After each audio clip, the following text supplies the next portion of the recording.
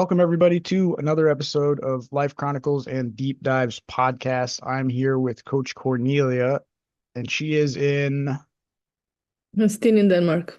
still in Denmark, but she's getting ready to head to Romania. Hmm. Are you using a train again?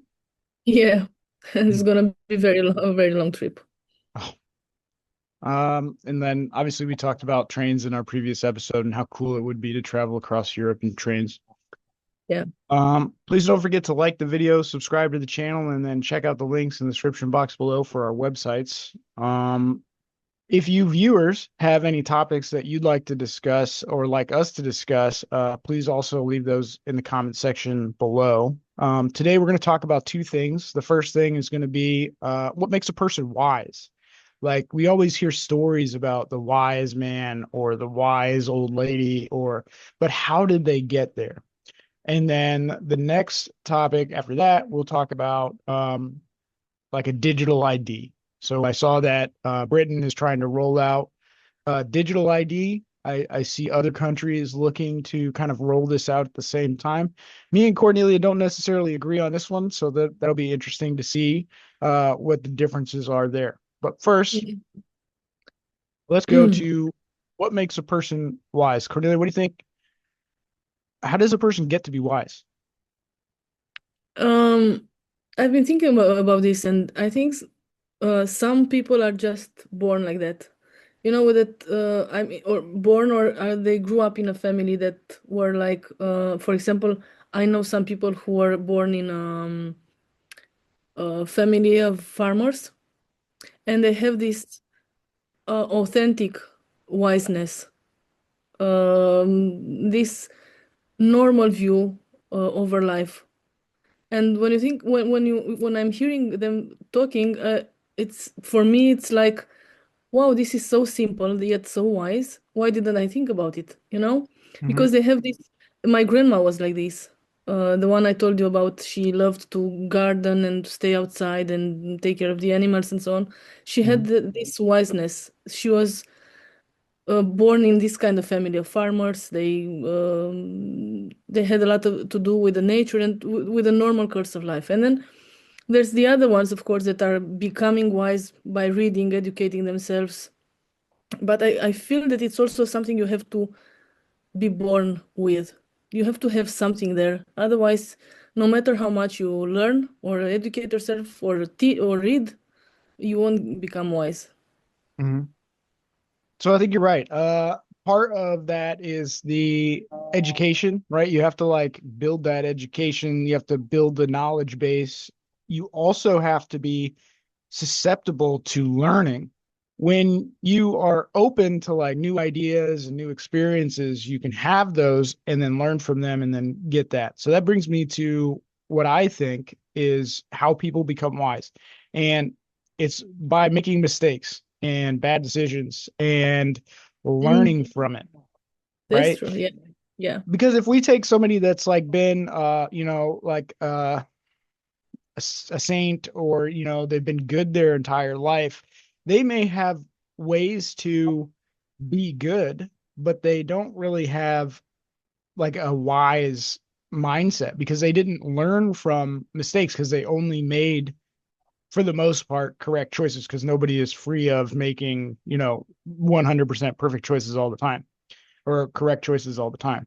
So a wise person is usually somebody, in my view, that has made a lot of mistakes and has Mm. learned from those mistakes and had a lot of experiences. They could be positive experiences, they could be negative experiences, and even more so. I think that like traumatic experiences really and then really drive home that learning experience. Um, for some people, right? Like you have to have this ability to learn from Hmm. mistakes. Yeah. So you're saying that the practically the life experience is making us wiser, and I agree with it. That's true. And if I think about myself, how I was 20 years ago and how I am now, I've learned some things, you know. So of course Mhm. it happens. But you know, I've been training leaders for a while. Hmm. So when you told me you want to talk about this, I've been thinking about them first because you think the leaders must be wise. From all of them I've been training, I've only had one wise leader. The other ones were just trained to perform in an area, and that was all. So when we are talking about education, it's not that education that educates you into something, but it's education about maybe life, reading things about life, dealing with things in life. Because, for example, my grandma, who was growing up in a farm and had a lot of brothers, and she had to take care of them, she had so many things to deal with, and she learned from it. But these wise people that I'm talking about and I admire, they have this way to simplify life so much and to retain out of everything what it's the most important. And sometimes we get lost in these crazy times we are living in, but they are still on that point where the life is so simple. What's really important in life? And I think this is the highest of the wiseness, if it's an expression Hmm. expression. So you're talking about like leaders and then how they kind of like come to this. We all look to them because we think they have this wise, like Mhm. You outlook on should. life. So like that, I mean, that brings into like the age aspect of it, right? So like to be a leader, right? To be where we are now from where we were before, there has to be time that is Yeah. elapsed, Yeah. right? So in order to you can't how would I put it? It's like in the Matrix, which I'm rewatching the entire original trilogy right now. Great movie trilogy. When Morpheus is like, I can only show you the door, you have to walk through it. So it's almost like unless you go through time, you can't be wise. So nobody is born wise. They may be born with the capacity to become Yeah. wise Hmm. through life experiences, trauma, whatever, but they have to walk those steps to Sure. get to that point, which I think is like Mhm. even in the Matrix, that's kind of like the whole. I mean, it's about control, but it's also about like how Neo has to walk this path to be make the choices and to become this thing and to save humans in the movie. But in the real world, how it comes out is you walk through life. Well, first you lay on your back and then you crawl and then you start to walk Mhm. and then you run and then you slow down a little bit as you age. But as that happens, you've learned so much that you can recall a previous experience. Somebody comes to you, right? They're like, "Hey, look, this is happening in my life." And you can say, "All right, well, this happened also in my life in a similar fashion. It may not be exactly the same." And then you Mhm. can say, okay, well, here's what I did if they're asking, right? And I think that that is also part of how becoming wise happens. So it's generational, not specifically familial, but one person passing down knowledge to somebody else, not necessarily in like an education system, but the experience of life is passed down um, through shared memories and learning experiences. Yeah, that's true. Um, so yeah, so let's say, as you said, someone comes to you and asks for an advice, and you try to find something that happened to you at one point, which might be familiar. But there are also people that didn't go through the same experience, but they still have this wiseness to give a good advice. Because I still believe that you have to be born with something there. As you said, the ability of learn, of course, but also you have to have something that the others don't have. So I think that a big part of the wiseness is this even a word in English? Wiseness? I'm keep using it. I'm not I don't know. sure. I don't know if it's actually. I don't know if you're legally allowed to connect wise Okay. and this, but I mean, we're going to use it because everybody our viewers are going to know what it means, right? It's I like hope if so. you make up a word and somebody you it, it sounds right, somebody's going to know what it means, even if it's not in the dictionary. I mean, they put in the dictionary that stupid word skibidi. Did I mean, they? yeah, they did. Oh no. Everything. Why wouldn't we invent words? Oh So, yeah.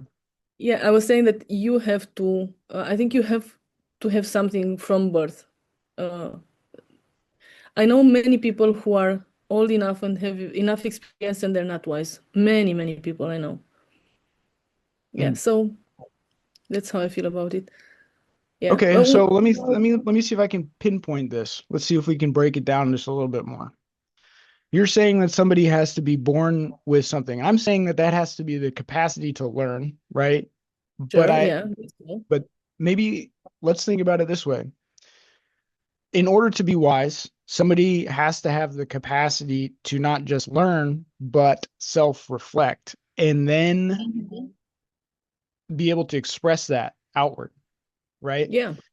Um, the self-reflecting part, I'm I think that's something that's built into the brain for most people. Obviously, not certain people with, dark personality types, but the average person to highly empathetic person has that ability to introspect and self-reflect. Micah, Is that I don't think so. no? You know what? Uh, I've been having this conversation with many of my friends. They don't self-reflect. So I think I know 3 or 4 people who are doing it. They're just don't they are just living life without thinking about the day that just gone or what they did or what they should do or how they feel about something. They're just living life normally. Hmm. And while I'm judging them, and they know this, I'm judging them for not doing it. At the same time, they are more maybe wise than I am from this point of view, not doing this, because this overthinking is not very good for our minds sometimes. Yeah, so I'm not sure which one is wiser from this point of view. It could be like a black hole that you dive into if you start to overthink too much. But yes, it you have to have a certain way of thinking. So if this I'm not sure if this majority of us has this way of thinking, like synthesizing what we're going through. You analyze what you've been through, you get a conclusion out of it, and you just use it next time when you need it. I'm not Mhm. sure many of us can do it. I'm not sure.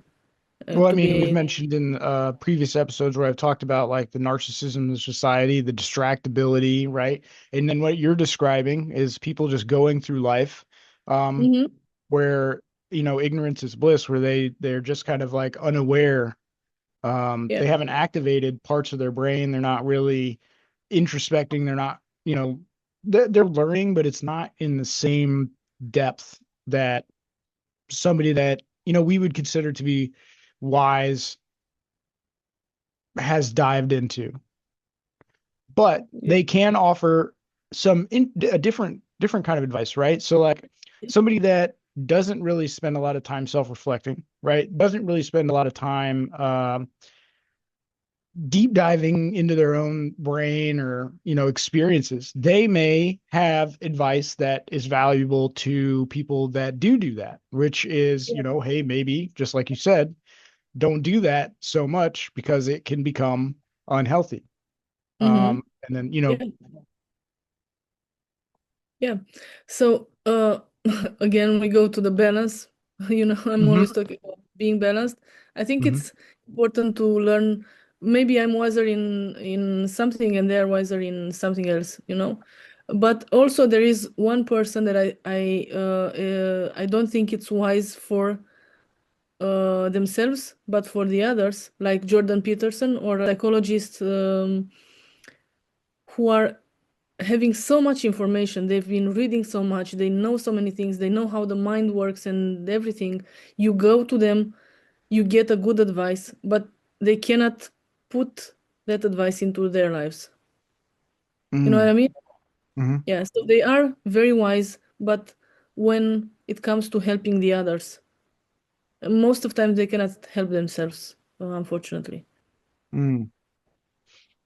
Yeah, that becomes an interesting topic where somebody has like the capacity to guide somebody else, right? And that may not always be like a positive thing. So somebody with the ability or charisma or knowledge of the experience or learned experience and could share to somebody else how to do something, but doesn't do it that way themselves, right? So then Mhm. there you bring in that level of hypocrisy, um, which I would say that the advice that they're giving is probably just regurgitated, because if they're not really living it, if they're not living that experience, if they're not living by what they're saying and they're just saying it, actions over words, they're not really wise. They're just repeating information that maybe they've read, learned, or heard, and then are just disseminating it that way. Yeah. We have a saying in Romania, you say that the carpenter never has furniture. So it's something like that, when they get this knowledge, they can pass it to the others. I'm not sure if it's hypocrisy or it is just um, they are just unable to apply it for themselves. Mm-hmm. I'm not sure which one it is, but I see this in, as I said, Jordan Peterson. He's not able to apply what he's saying to his own life. So then you go to a point where you're thinking, for example, for me, a wise person is an example for me. I'm looking at those person from here to here, and I'm just trying to inspire myself from that person. And then when you see how their life is, and it's like in a different direction from what they're saying, you don't know if it's a good example for you. Mm-hmm. Uh, you know so I've been feeling this with Jordan Peterson. I've been reading what he was writing. I've been watching him, and then I found out a lot of things about his life, and then I was, wow, I really was amazed by the difference from what he was preaching and what he was really doing. Mm-hmm. So I think that's also interesting because like I would say that like I didn't make a big turning point and uh, in my life until after some major traumatic experiences. Now the core personality is built, right in the formative years up till uh, I don't know, I would say 12, through 20, somewhere in there. You're getting, you're building personality, traits. You're still learning and all that. But the core personality is there. Mhm. But then you can have like a traumatic experience. Very rare occurrence is that somebody that has a traumatic experience, they have like a personality shift. And I would say that I had that. And Mhm. when I look at what you're saying about Jordan Peterson, right? So he's had these life experiences that's completely different from what he's saying, but he's not changing his own life. We've talked about like dark personality traits and how they're very controlling, outwardly expressive of criticism. And I'm not diagnosing anybody here, but somebody that has the words are different than their actions. They may be hiding something, they may have some control aspect to it. Yeah. And maybe that's what you're seeing. But it's also cognitive dissonance, right? So Yeah, when exactly. your brain is trying to put two people into one body and it's having trouble doing that because he's saying one thing over here and he's doing something else over here. So to try to do that, and and I've experienced that like in a relationship where my ex-girlfriend, narcissistic ex-girlfriend, was saying something here and then doing something completely different. And I Mhm. had a hard time like putting those two people together. She's saying this thing and she's doing this, but then you realize the actions are the one thing that you really want to pay attention to. I've also noticed that about politicians. A lot of we talked about politicians a lot. The We politicians, will, they, and we will. We'll keep But we talking think about that they're wise, right? them. We say like, okay, well, these are leaders, they're elected, but they may be just saying the right thing to get elected, right? And then there's Mhm. the power play, but they're not actually doing what they're saying. You know Yeah. what I mean? Like, so they have different rules that they live by, but they're telling us how to live our lives using their words. Their actions are different from their words, and that just creates a problem. Yeah, talking about leader, I'm very happy you brought this into, into discussion about politicians and leaders today. Sometimes I'm watching them and I'm thinking, this it's like they are kids playing around. I'm taking my toys, I'm not talking to you anymore, and then I talk to you again and threaten you a little bit, and then you don't talk to me again, and so on. It's like they're kids. You would expect that these times it's 2025, it's like we live in the future, and you would expect them to be more wise and to Hmm. be able to have a conversation and to be able to fix some things, but I feel that the world is going down because they are not capable enough to do it, or they have other interests, or both of them. Yeah, I think you're right. I mean, and like we want to think that they're wise, but then when they act this way, they don't really come off as Hmm. wise. And I'm just like, okay, well, how are we supposed to look up to you? Uh, you know, and we're supposed you're supposed to represent us, Hmm. but it doesn't jive. You know what I mean? And so you're right. Like how they're like, I'm not gonna talk to you, I'm gonna talk to you, the back and forth, right? Yeah. What I find is interesting is that we can't, as a society, just one country, people of different mindsets get together because that's how governments are run, right?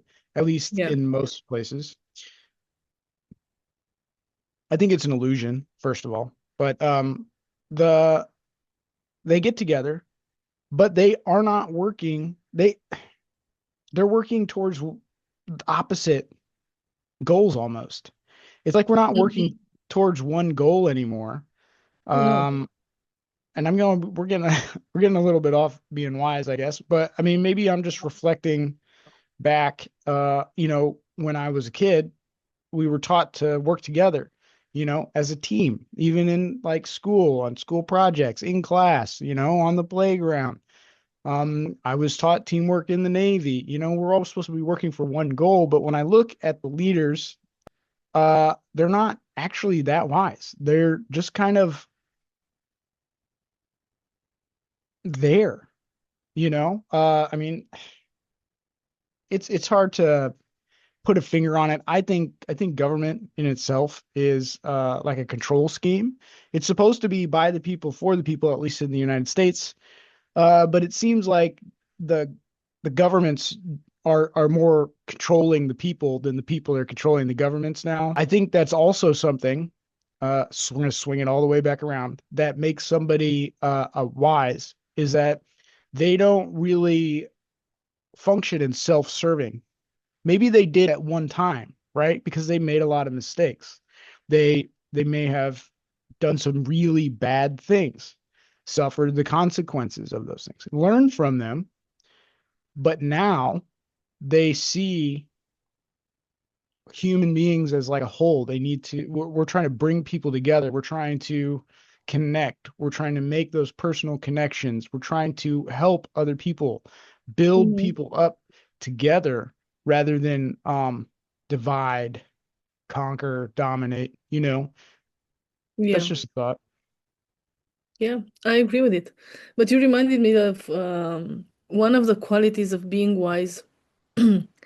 I guess it is to be able to not talk that much and be able to keep yourself to yourself. But I was thinking about Biden. It just didn't work. His silence didn't make him wiser. So it depends on so many aspects to consider someone wise because, for example, Queen Elizabeth, she didn't talk that much. You knew that she's wise. Hmm. But Biden, he didn't talk that much, but you knew that he wasn't wise. Mm. Hmm. Well, yeah, I agree with that. And so, like, there's like a phrase, I don't know if you've heard this, but like, usually the loudest person in the room is not the most powerful, or is the least powerful. Mhm. I have the what is it? The Robert Greene has a book, I think it's called the 48 Laws of Power, or Laws of Power, or Mhm. something like that. And in it talks about how, like, when you speak less, your words carry more weight. And then when you talk slower, it's perception too. When you talk slower, your words are more believed, right? You talk in confidence. You could be lying, but you talk in confidence, you're more likely to believe. And so when I look at that, I'm like, okay, that makes sense, because there are people that don't talk a lot that do get a lot of, they may say like one sentence, but with that sentence, they deliver a lot of That's weight. Yeah, exactly. But at the same time, I think that many of the people who are not talking that much, it's better this way because, yes, some of them are wiser than the others, but some of them are just stupid, and it's better to keep their mouth shut. And I had a colleague in the university. He was not talking that much, and all of us we thought he's a very smart guy. Who he was like calculated and controlled, like this, like a well put guy. And then when we became more close to him, we realized that he was just stupid, and he made a wise choice to shut up and not Mm. talk too much. So maybe he was wise as well. Yeah. Yeah. I mean, so like, and then we look at our podcast, we talk a lot. I talk more than you, and I also talk a lot faster in some cases. Yeah, Um that's because you're a native in English. I'm not, so. um and then I just wonder, like, do my words, I sit there and do my words carry weight? I mean, do people listen? Do they comprehend? Should I have said it differently? Do I need to Mhm. rehearse next? You know what I mean? And then I go into that black hole of Yeah. overthinking sometimes, and then I worry about that. Yeah, I'm at the point where I don't care if I'm wise or not. I'm just me. I just That's a good don't care place to what be. people think anymore. I guess uh, when a woman is getting old, she just doesn't care anymore at one point. And I'm at that point, but I don't care. I'm wise, I'm not wise, whatever. Yeah, I mean, I think to be wise, right? It's not something you declare yourself, right? I mean, you Yes, can sure. Yeah, I agree. experience it because people may come to you for advice, but if you declare yourself wise, then you kind of like, Not. You're it's just, not. yeah, it's, you know what I mean? It doesn't meet the scale test right there. Yeah, So I think it's something that other people have to call you. So I mean, or other people have to see you as wise, yeah, yeah. rather than you actually, I can't just I'm not just going to be like, "Oh, I'm wise. I'm so wise." And then, people will just start flocking to me. That's not it. What it is because when somebody shares advice, when they give information, when they share a life experience, when they empathize and sympathize with somebody else, um, and then that makes an impact with that person, then that person tells somebody else that that when they're telling somebody else, that is like your silent accolade. That's your silent.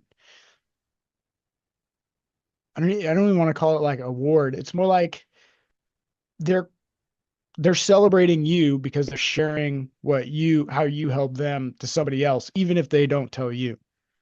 Hmm. Yeah, I get what to say. Yeah. Yeah, it's kind of hard to like put that into words, but I was working it out. Yeah, you did.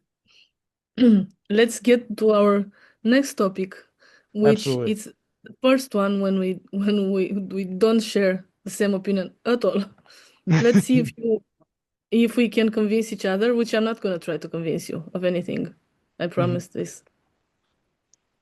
I Okay. think you go You first want me with to? it. Okay. All right, I'll go. All right. So, digital ID. I don't like it.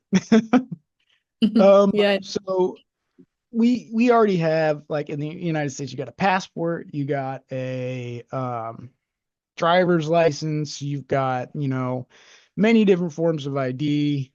And to add this digital ID, which is basically the same thing as a driver's license, except or a passport, except for they can link it to all of your purchases, all of your travel, your carbon footprint. If they wanted to do that, they could link it to your, um,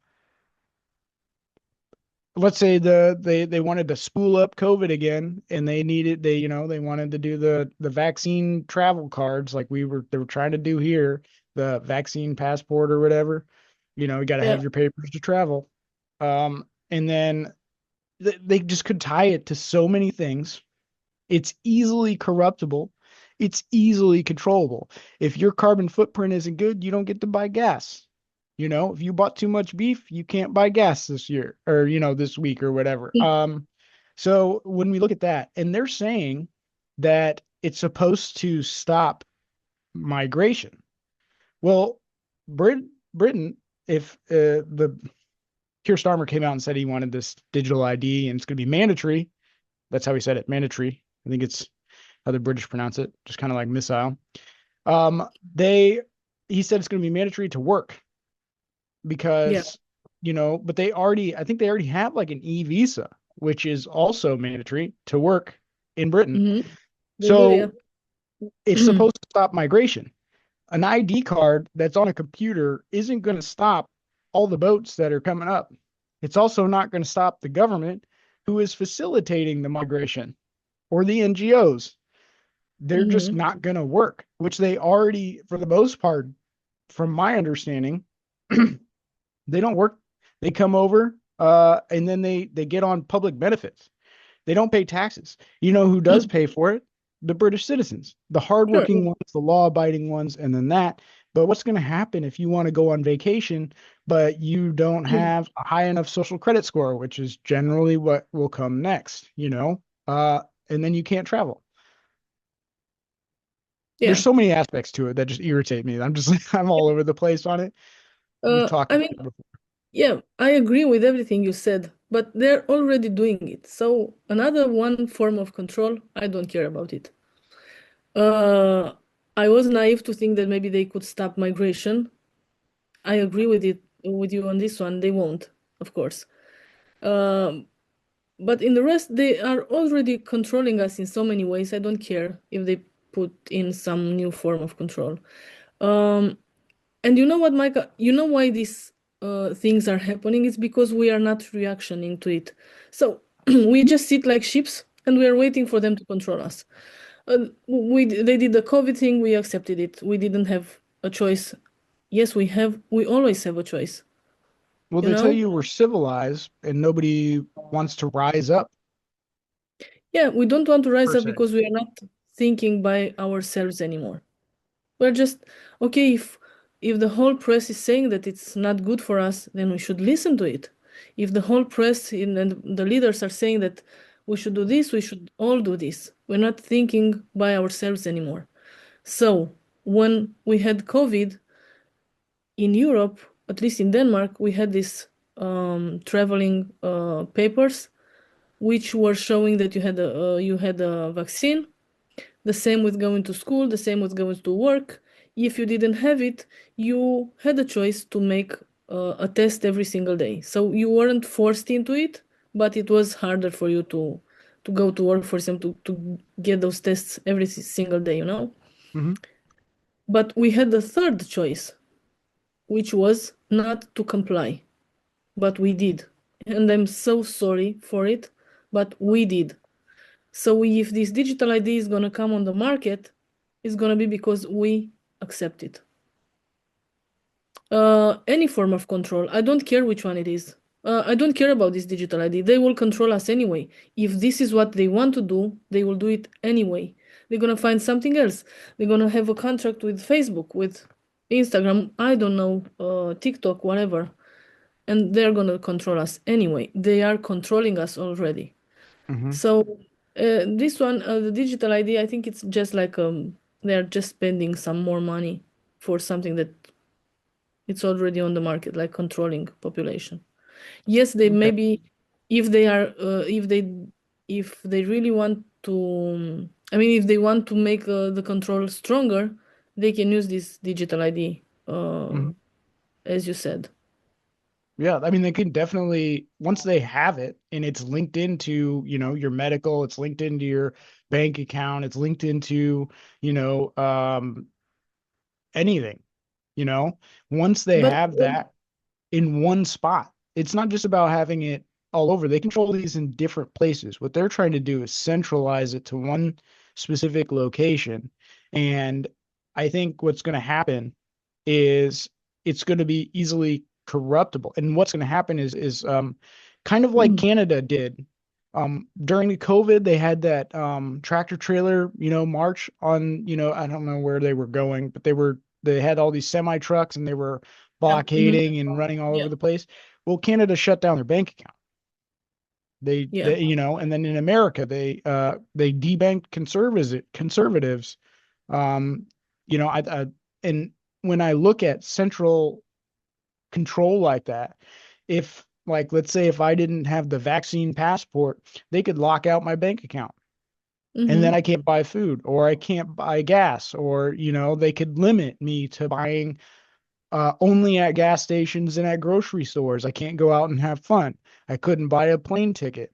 If they, let's say, if they want me to only buy from certain pharmacies or, certain drugs, they could stop me from purchasing from, pharmacies that I want. Um, so I see it as a slippery slope. It's like I could see it in a sci-fi movie, right? Just kind of like I see like in sci-fi movies I've seen like where they have like a whole world government, which is what I think that they really want to do. World Economic Forum, and Soros, But and I think they're trying to make a world government. I'm sure they are trying, but they will never do it because who are they going to do one world government? Who are they going to do it with? Are Russia going to get along with the United States? Are China going to agree to be, I don't know. Do you think they will agree on something uh, to be in the same place? I don't think so. But let me tell you something. For example, in Denmark, we already have this yellow card who is linked to everything you own. So you have a bank account, you have the car, you have everything, health, everything you have in on this yellow card. So it's already in place and no one is controlling anyone until now. Let's hope it stays like this. So if they go in on your how do you call it, like identity, they can see everything, where you've been, how much gas did you put on the in the car, where did you buy from, everything, what medicine did you get, and so on. So they already have this. I don't Hmm. understand. It's like a it's something that they want to spend money on, this digital ID. I don't see the point of it. Hmm. Well, At least in Denmark, they already have this kind of system. mhm. Well, I mean, so I mean when that's maybe Europe, maybe in Denmark they have it already, right? And yeah. then in, the UK, it's just like who's the next domino to fall to implement this, right? And then once everybody has this digital ID, we can put it, but what happens if it gets hacked? We can't trust the government to keep everything secure. I mean, even ours, one of the most high-tech governments, high-tech intel agencies, we've got, hackers stealing stuff. Google gets hacked, Facebook gets hacked, IDs are stolen, personal information is stolen, not to mention half the crap that they sell. So your government could take the central digital ID and then start selling ads to you or selling your information for ads for revenue or something like that. I see it as Yeah. a step towards that world government. And you're right, will Russia, China, Iran, and those countries, like they would be the opposition. So one world government is basically going to start as like, and I think if the Democrats in the United States had won the 2024 election, uh and if Donald Trump hadn't interrupted Hillary's election, and came into office, he was way closer to that. I mean, you've seen now that they're investigating Soros for funneling money into like groups in the United States that are sowing like riots and all these protests and Yeah. destabilization techniques. Well, what do you need to do in order to recreate something? You need to destroy what's there first. So Mhm. I see this as a step, and Britain's going further. I mean, but the fact of the matter that they're claiming that it's going to stop immigration because you're removing the incentive, they're giving these people money. The incentive is the British government's giving migrants access to their country, access to their citizens, and they're not doing anything to prevent the migrants from hurting their own people, whether it's getting into jobs, whether it's taking taxpayer money without paying into the pool. I mean, the same thing's happening here.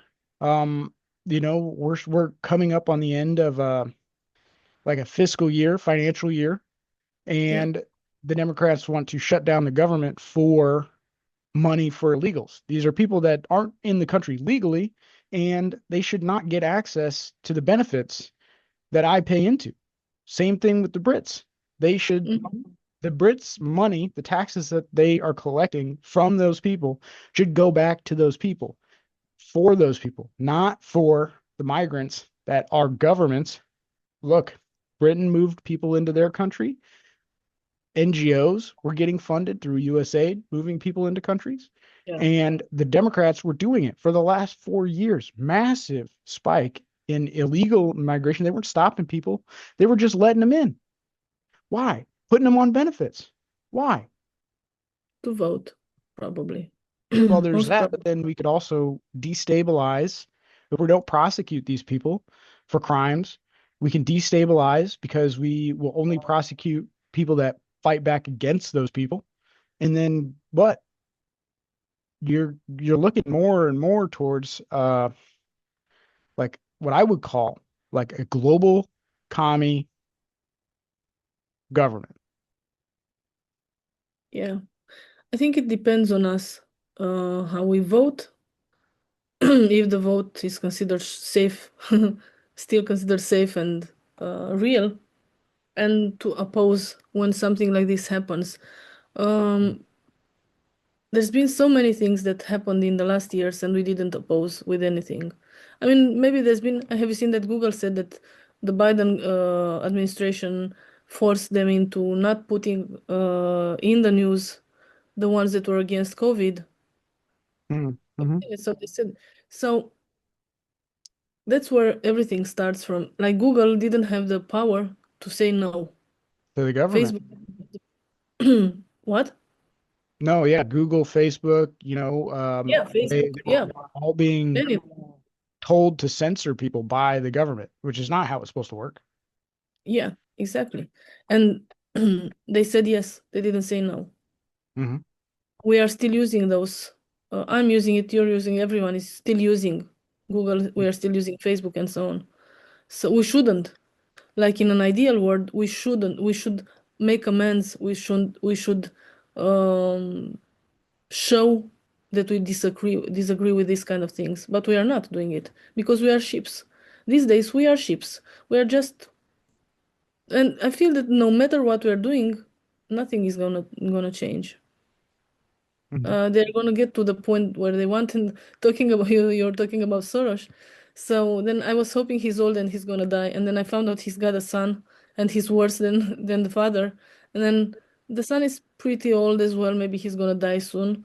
But the son has a son as well, so we're not gonna get rid of this family because indeed the Soros family, at least in Romania, they've done a lot of bad things. And Soros was the first person to step in our country after the communism. He was the first one who came.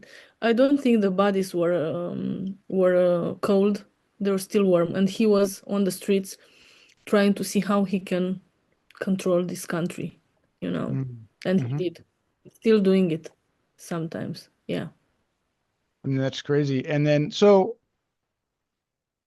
we've kind of dipped into like how easy it is to corrupt, a government. So tell me Yeah. what let's switch back to the digital ID. What do you think are the benefits of having the digital ID? It's definitely not to stop, migration. So what would be your, I don't know, top three benefits for digital ID? I don't see any. This is why I'm saying it's useless. And this is why I don't care.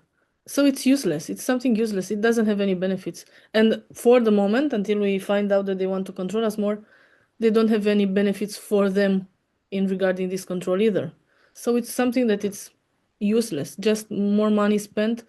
I've seen so many homeless mothers in UK with the kids on the streets trying to get by, trying to get a second job. They just don't have money, and they want to do this. It's like it's such a big difference in how we view the world and how they are viewing the world.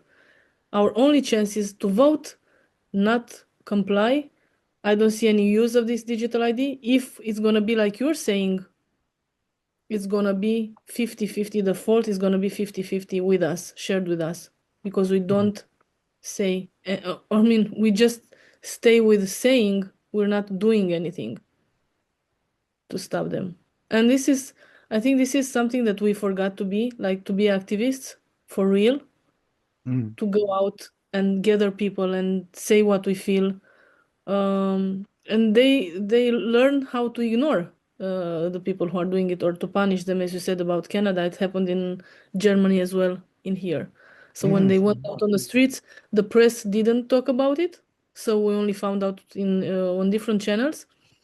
And yeah, they've been forced to. I mean, their bank accounts were closed until they decided to go back to their homes. Yeah. So, It shouldn't it have been different if I found if I'm talking only about me. I found out that this happened and I stayed in the house. mm, I didn't do anything about it. I just accepted, okay. Oh wow, those poor farmers, those poor farmers. Oh, poor them. That was all I've done. okay. So So, yeah.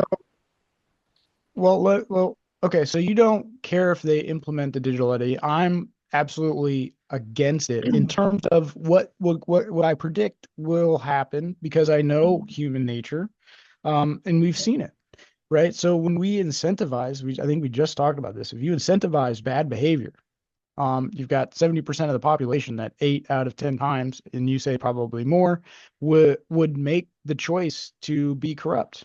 So implement a digital ID, you've got, a very high chance of people using it for coercion and control. Coercive control is like a term to control people, financial control. I mean, you've got control of the food, you got control of the banks, you got control of the gas, you got control of travel. And we've talked about in a previous episode moving away from people. You can't, in even now, there's no place really on earth that we can go where we can just move away from people we really, really disagree with, right? So in the United States, you can move from one state to a next, but it still falls under the umbrella of the federal Yeah. government. Right? Same Hmm. thing probably in Romania and Denmark and Europe.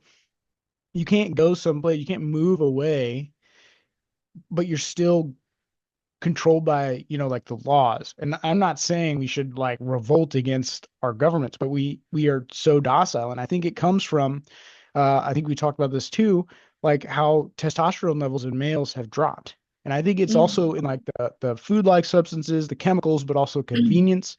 We're not needing to run anymore. We talked about that.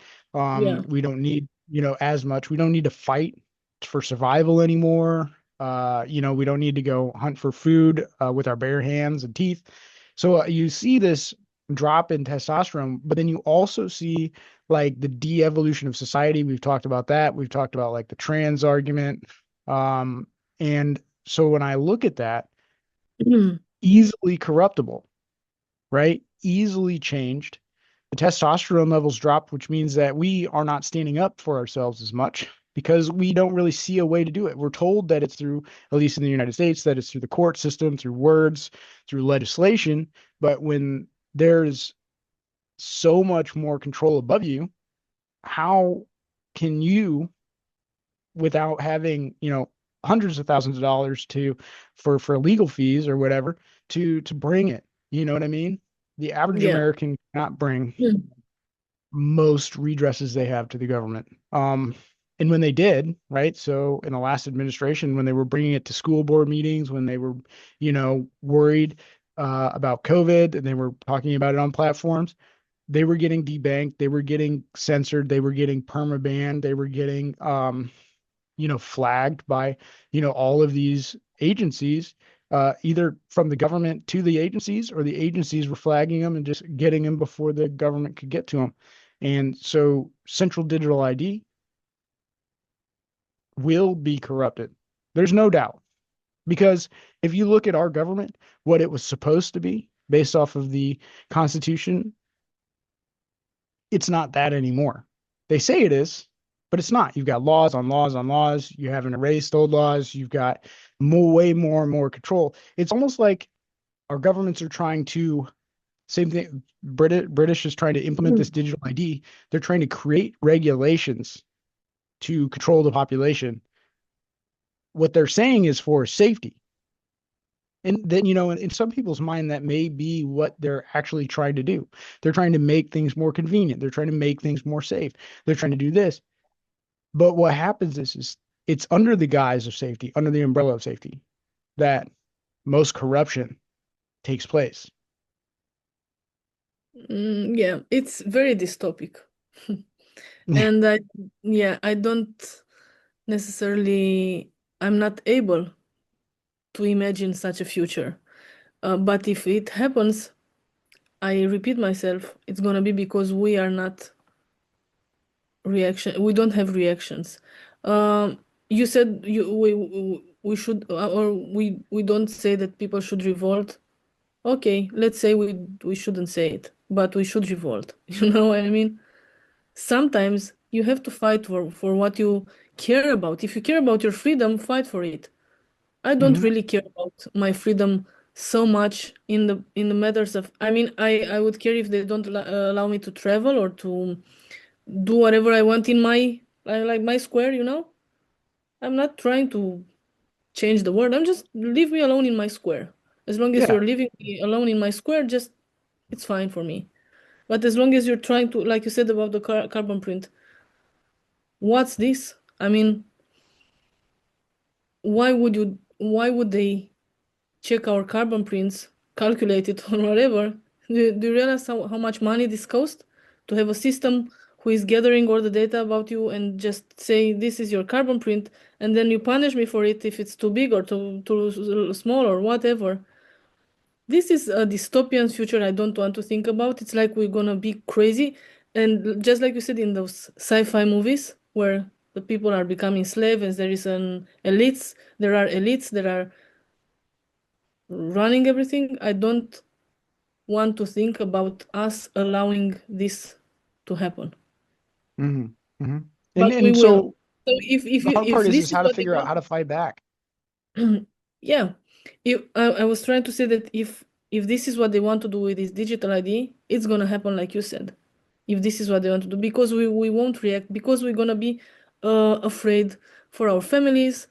We don't feel that strong as before. I mean, the men before they used to fight for freedom. You know, they don't fight for Mhm. freedom anymore. Too busy. Um, too busy on TikTok, whatever. Yeah.